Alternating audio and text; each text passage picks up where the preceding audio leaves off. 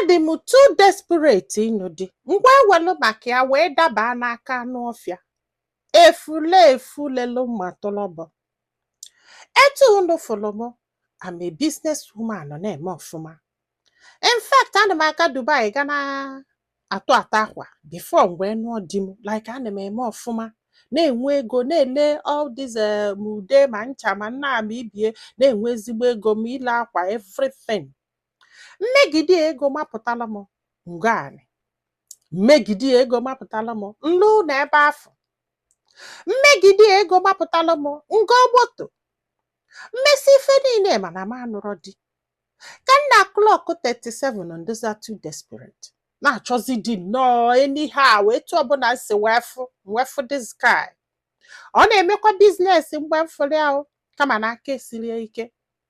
nwere na aka si m ike si ka anyị na-abọ mebe na ọ bụ na anyị na-abọ mebe na ọ ga-adaba ngwa akwala wee nụba this guy ịghọtago mụ na ya na-abọ wee bili.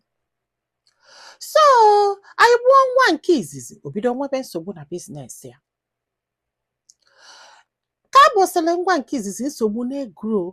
na-egro to the point na ọ bịazi na-efili ka gasị na ọdụ depressed wee bulu moto m wee bunye ịghọta na yanwa bụzi ife na-anya moto m mgbe ụfọdụ o welie na-agba kabu ịghọta kịta wezelie na-agba tegzi mana m agbara nọ laịsensị ka m gbanyere di m banye ibunye moto m si ya ọ bụ na ọ pụta ụtụtụ drọp ọmụ n'afịa o wezelu moto m gbaba tegzi mgbede kwa bịa bunete mụ na ụmụaka ihe a ka anyị kwuru just for this man to be happy ebe biznes ya ada agazi aga. Ọ sị m nne na ọ na-eme ihe a chetakwa n'ọnụ ụlọ nyanwa aka Fabio na o nwere ife ọ na-agbata oge ọbụla ọ na-complain ndị tegzi ju ebe niile nna asịkwa nna anyị bie ma ndị agbara na nwaanyị ka o ji achụ akwa ifugo na-emesi suspect ba bikos mgbe ụfọdụ ya chọọ ịnya dị moto ya na-afụgasị ụmụ ife ụfọdụ nye kwesịrị ịfụ yọta n'ime moto ịgbago n'ụmụ nwoke and then ya chọrọ ịlụ di ya chọrọ ịza misis na enwere choice ya na-edi. Asị m nne mana ya mụrụ na this man bụ efulefu nke nwere ka esi eme. Ọ sị m nne na nwanne ya nwaanyị nọ skuul ya na-azụ n'akwụkwọ nyanwa na-azụ ya n'akwụkwọ maka na ya na-eme ọfụma. So every weekend ọ nata bịa for ha mgbe ụfọdụ every other weekend ọ nata bịa for ha so ọ bịa nọsịa China wee ka ọ bịa n'ọlụfa 2 days or a day magolo it depends on ifefa nwere na school China di asị ya ka a drop nwanne ya nwaanyị na school nyasị ya with all pleasure ọ drop anya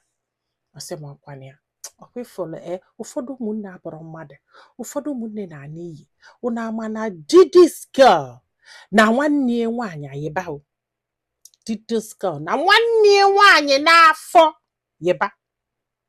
ọ bụrụ ebe afọ ka o biro. So ihe a na-aga ọsị m nne na ya marụkwa ma mala etu ya si wee marụ na one day ka ya nọ bia otu one lady kụọ aka kpọị ya emepe ọnụ ụzọ na fadi 2 ya wee sị ya kedu fọ ọ sị ya ma nwanne ya nwaanyị ọ ya sị ya mba na nwanne ya nwaanyị nọ skuul na ọ na-abịa ebe ma nọ every other weekend or every weekend na ọ bụ na ị chọọ ife ọkwa enyi gị nwaanyị ka ọ ka ezi ihe iji chọtazi anya hia ọ sị ya na ya gba na ọ nọrọ hia na ọ gị nwa ka ya bịa ichi warning gị gwakwa ya ka ọ hapụrụ ya enyi ya nwoke gị gwa ya ka ọ hapụrụ ya enyi ya nwoke maka na ife ya ga-enye ya ama ndụsị mma ma ya fụkwa ya na enyi ya nwoke again. Ya wee sị ya olugo nke unu ịzọ nwoke na ọ bụrụ na olugo nke unu ịzọ nwoke ka ihe gbasakwa anya ya na gị na nwanne ya nwaanyị ka ọ dụrụ ọ bụrụ na ịfụ nwanne ya nwaanyị gị chie nye dị warning na ọ bụrụ nya nwa ka ị ga-echi ọ sị ya na ya makwa ife ya ji agwali ya na ife ya ji agwakwali ya bikos na na isi mkpi karịkwa na akpa mkpi na isi mkpi karịkwa na akpa mkpi ebe ị chọrọ ịma ife na-aga n'okpuru na be gị na sị ya gịnị na-aga n'okpuru na bie ọtọ n'ọpụba gịnị na-aga n'okpuru na be m ọtọ n'ọpụba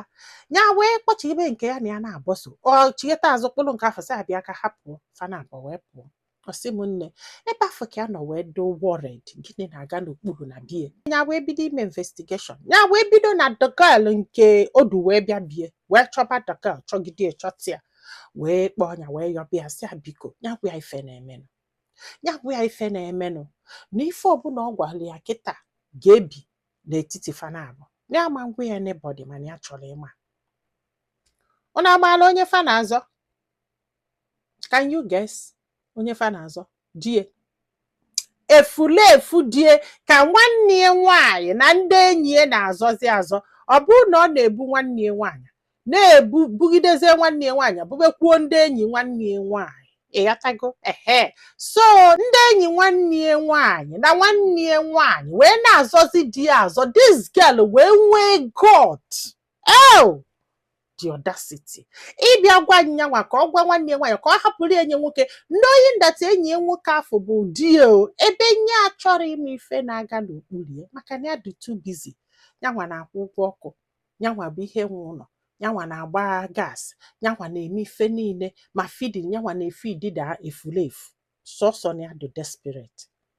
Nya wee chebiri nwanne ya nwaanyị wee jesie wee bịa nya wee jụbịa ya wee sị ya eziokwu na gị na di m na-akwụ. Gị gwa m nke bụ eziokwu gị gwa m nke bụ eziokwu maka na ebe ihe in fact na anụsigo nke bụ eziokwu. So na inwelu got ụjọ kwe gị mụ nwa na-azọ gị n'akwụkwọ gị na di m na-akwụ gị na di m. Kedu ife kpata gị na di m ji akwụsị? Na ọ na-enye ego na ego ọ na-enye na parents ha nwa bụ parents ha enye n'uri ụdị ego afọ even na ya nwa na-azụ ya n'akwụkwọ enye n'uri ụdị ego afọ nọ maka ego. Azụkwa na ụfọdụ azụ biko ụfọdụ bụkwa atụrụ azụrọfa azụ di nwanne gị nwaanyị. Ya wesị ya ugboro ole ka itegolu di m ime? Ọ sị na once. Ka maka enyi gị nwaanyị? Ọ sị na once. Ọsọsọ unu na-abụ ka di m na-apa? Ọ sị mba na falusi 4 wee na-azụ ya azụ. Ya o wee bụrụ na ife o ji moto ewele eme bụ ịbụ ụmụ nwaanyị na ọlụ adụrọ bụ from one nwaanyị to another one. Ọnya bụ na ọlụ adụrọ na sị ego ọ na-achụta wee ego o ji achụ nwaanyị. Sị bụ nne ka wee za Mrs. ka wee za married woman. Na ya nwadobele isi otu na wee sị oke wee chebili die iwo because na ọnya na-ekuru otu na-efidi na-eme iwe niile iwo because na ọbịa ka obi iwe